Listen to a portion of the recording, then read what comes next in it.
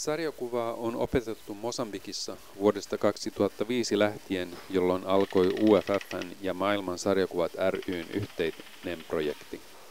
Se toteutetaan ulkoasiainministeriön tuella.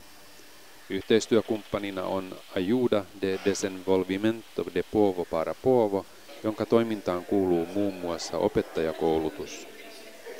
Ensimmäisessä työpajassa oli mukana kouluttajina Hanna Acevedo, Johanna Rojola ja Leif Packalén.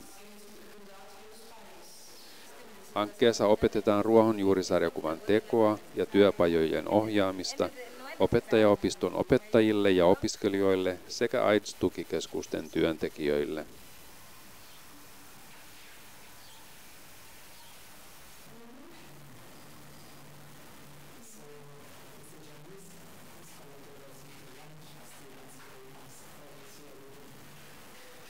Mosambikissa koulutetut ohjaajat ovat omaksuneet sarjakuvan uutena opetus- ja viestintävälineenä nopeasti.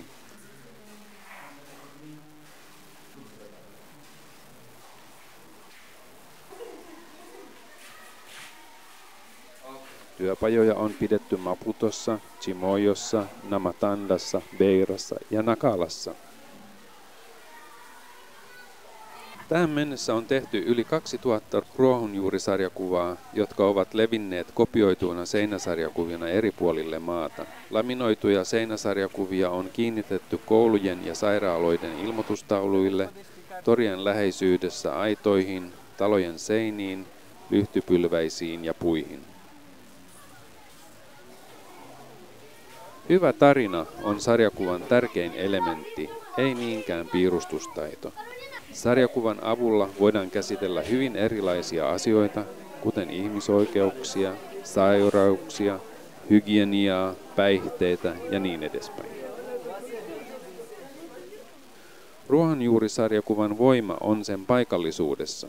Sen välittämä sanoma liittyy paikalliseen toimintaan ja tarinat käsittelevät paikallisia ilmiöitä.